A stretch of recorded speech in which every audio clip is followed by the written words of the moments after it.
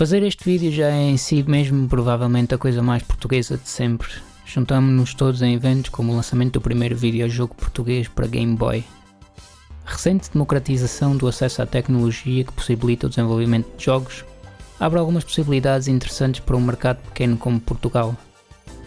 Áreas como as do cinema, que regra geral necessitam mais recursos e portanto investimento, parecem ter mais dificuldade em encontrar o seu espaço dado o público relativamente reduzido que existe, apesar de ter uma das línguas mais faladas no mundo. Começamos a ver isso também com o acesso a recursos para a criação de música portuguesa, que hoje em dia vive tempos dourados.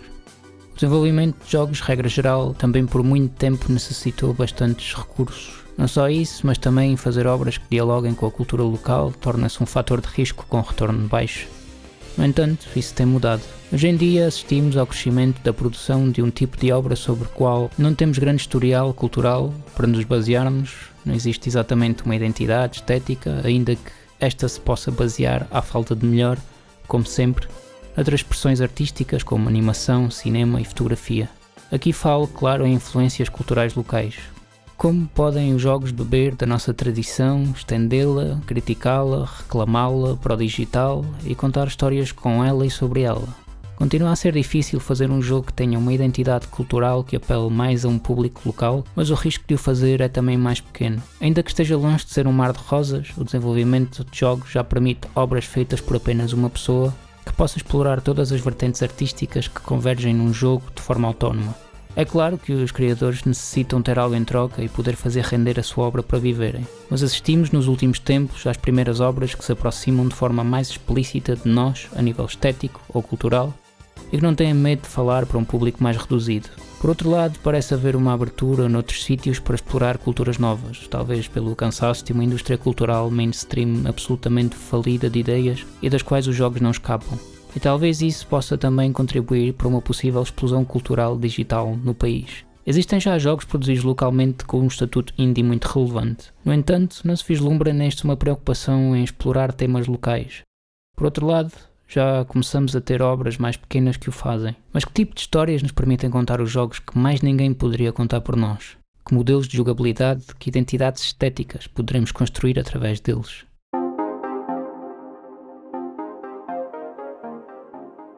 A trilogia LS, acrónimo para a linha de Sintra, consiste em 3 jogos muito curtos feitos para Game Boy pela Loading Studios, lançados em 2023. Apesar de serem uma trilogia e existirem enquanto programas separados, os jogos contam uma história contínua entre eles que dura à volta de hora e meia.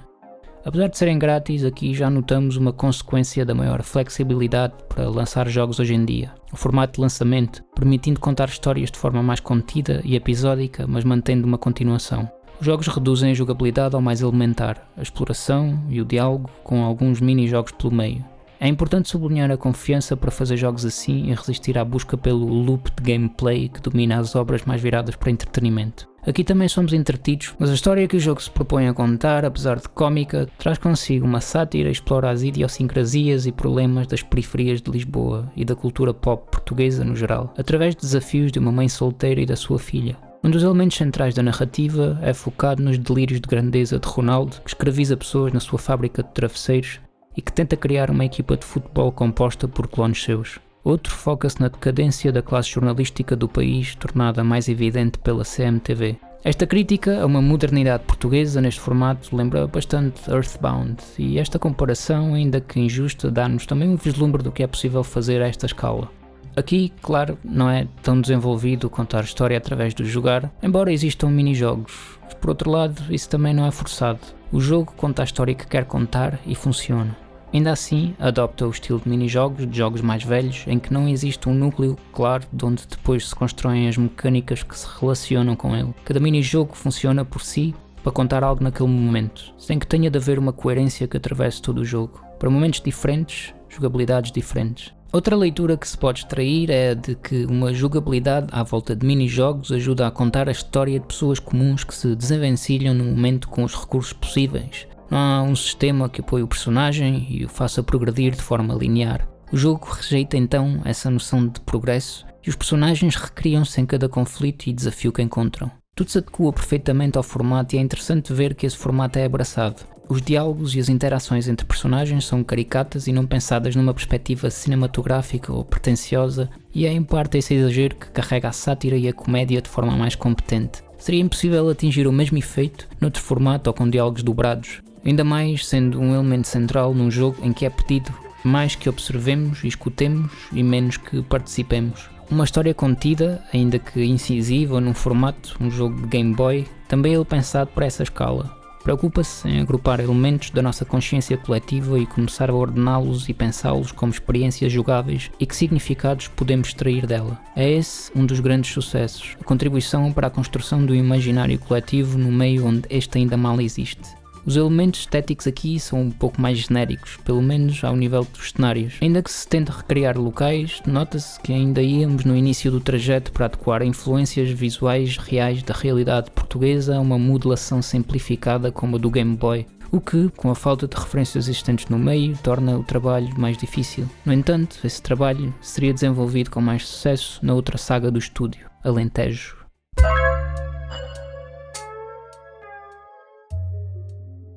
O que podemos chamar de a saga Alentejo tem de momento 2 jogos, também eles curtos, embora não tão curtos como os da saga da linha de Sintra, tendo o primeiro jogo sido lançado em 2024 e o segundo em 2025. Dado o final em aberto do segundo, é seguro dizer que está planeado pelo menos mais um jogo, estando a história incompleta. O modelo episódico de lançamento é resgatado também para esta série, embora aqui sofra de um problema de, no caso do segundo jogo, reciclar os mesmos locais que já visitamos anteriormente. No primeiro jogo temos uma jogabilidade mais transversal à base de puzzles Sokoban, onde arrastamos caixas ou pedras para poder progredir em determinado ecrã.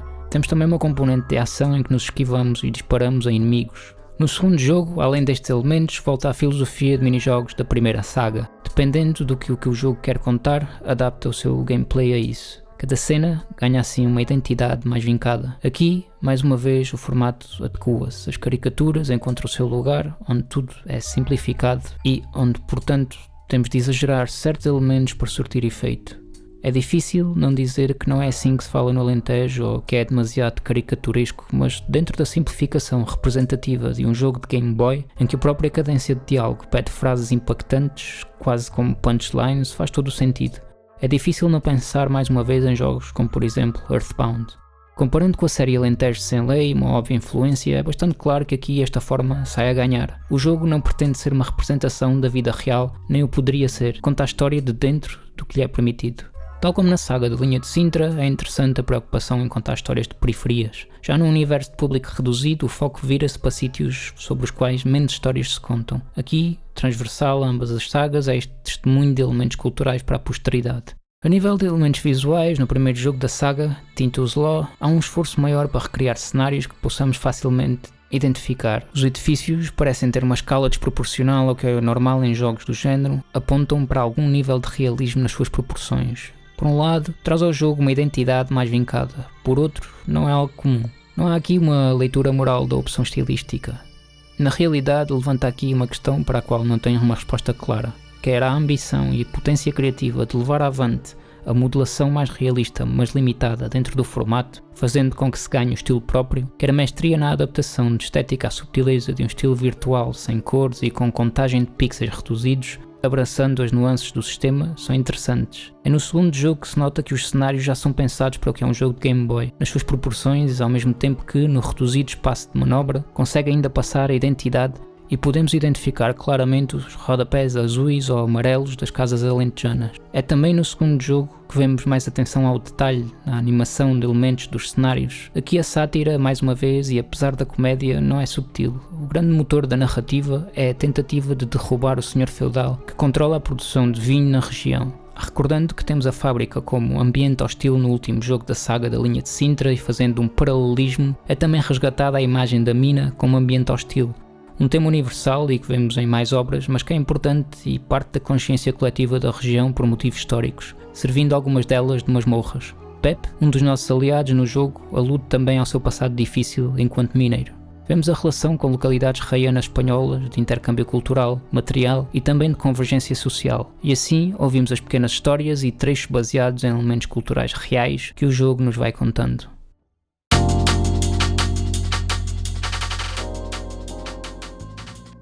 Não me lembro como encontrei Convento e parece que o jogo vive neste momento um limbo sem atualizações há algum tempo, após o último episódio ter sido lançado há mais de um ano. O jogo está incompleto. Não encontrei atualizações recentes sobre o estado do jogo e, julgando pelo crowdfunding que encontrei e que parece ter ficado abaixo das expectativas, é difícil dizer se veremos o final da história algum dia. Foi lançado sob Early Access em 2024 e conta 2 capítulos da história até agora. Encontrei alguns bugs que não sei o quanto se devem levar a sério, dado que o jogo não está certificado para Linux, que foi onde o joguei, portanto considerem-se avisados. O jogo está em inglês, sem tradução em português, que até fazia parte de uma das metas de crowdfunding. No entanto, é evidente que Convento abraça vários elementos estéticos próprios e locais, a começar pelo título, que dá nome ao jogo online dentro do qual a história se desenrola. Aqui, no entanto, além dos elementos estéticos, parece haver um retrato também de algum do consciente coletivo português, da melancolia, da perda de algo que tentamos substituir com reconhecimento. De acordo com os criadores, o jogo é mesmo sobre as últimas 2 décadas do mundo de gaming, fazendo-nos pensar sobre o bom, o mau e os que ficaram para trás. Os visuais misturam cenários 3D com modelos de personagens em 2D, em que os modelos 2D dos personagens são animados de forma a refletir subtilmente mudanças na iluminação do cenário, que parece ser algo como uma igreja, atravessado por feixes de luz que entram pelas janelas. Aqui o jogo já traz alguns elementos incomuns: o cruzamento entre o espaço solene, religioso, aberto, iluminado e a animação em 2D de avatares de um jogo online, o espaço onde o tempo não passa, mas no qual passamos uma eternidade. O cruzamento entre o tradicional e o digital existe em paralelo com o cruzamento clássico entre elementos estéticos culturais locais, como o azul e branco dos azulejos, e com o facto de se tratar de um jogo. Assim, não são apenas elementos que se encontram em tensão no jogo em si, mas também o formato da obra e as suas referências.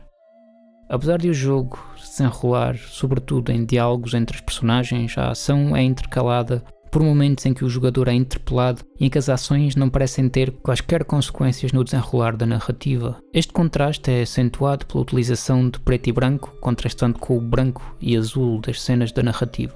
São momentos de introspeção, aqui o jogo assumindo que nos identificamos em alguma medida com os personagens e as suas vidas digitais. São-nos feitas perguntas de sim, não e às vezes respostas mais ambíguas ou perguntas em que as 2 opções são iguais. O jogo não é só sobre os personagens. Apesar de não participarmos ativamente no desenrolar do nosso jogar, o jogo reconhece a nossa existência e provoca-nos a pensar no que se está a passar e não apenas em observar passivamente. Entre estes momentos que intercalam as cenas de diálogo entre os personagens e nos são feitas perguntas, também assistimos a cenas animadas surreais que tentam transmitir um pouco a estranheza de tudo. Os diálogos, apesar de terem muita comédia, nunca nos fazem sentir que está tudo completamente bem. Nunca sabemos quando alguém se vai colocar offline no jogo e nunca os voltaremos a ver, tal como na vida real. Sentamos as nossas relações num cordel entre 2 edifícios. Aqui a eleição de elementos religiosos parece enquadrar-se bem. Estamos numa espécie de purgatório social. Desejamos as relações, mas não sabemos bem como se vão desenrolar.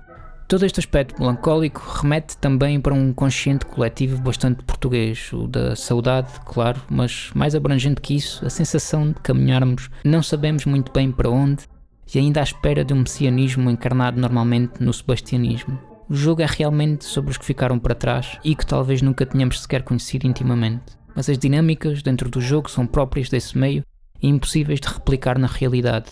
Aqui a narrativa é bastante vocal na sua sátira aos normies, uma extravagância que talvez só tenha sentido ou pelo menos seja socialmente aceito naquele espaço. Um exemplo disso é a cena em que Person, um dos personagens mais caricatos, conta que ficou sem quarto, acede ao jogo desde a internet da biblioteca e diz que irá dormir dentro de um livro e outro personagem prontamente lhe pergunta de que secção da biblioteca seria esse livro. Esta extravagância, no entanto, confunde-se muitas vezes nos diálogos com o sarcasmo e o cinismo.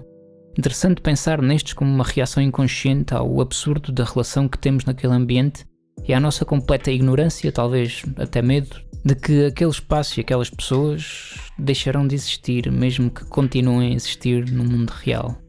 No jogo, as personagens encontram pertencimento, mas continua a lógica de mercadorias do mundo real e uma parte da narrativa é a tentativa de explorar um bug no jogo para fazer dinheiro. O mundo virtual não existe numa bolha com fundamentos diferentes. A ideologia também transborda para o digital. Vemos as suas possibilidades, mas também os seus limites e as suas contradições. Acima de tudo, é importante não esquecer que o jogo online é também guardado de forma física por alguém que o controla. Por outro lado, temos a questão da possibilidade, de esperança, que nos diz que temos a possibilidade de criar laços à distância numa era em que cada vez se criam menos laços. No fundo, é importante ter em consideração que se estes laços não são transportados para o mundo real, quer na sua forma, quer nas suas consequências, não passará de uma bolha de oxigênio crucial, mas insuficiente num navio que se afunda. No final de contas, não deixa de ser curioso jogar este jogo num estado incompleto, uma vez que se alinha com as emoções que explora. Tal como um jogo online abandonado, não temos forma de voltar a ver aquelas pessoas e nunca saberemos o que lhes acontece.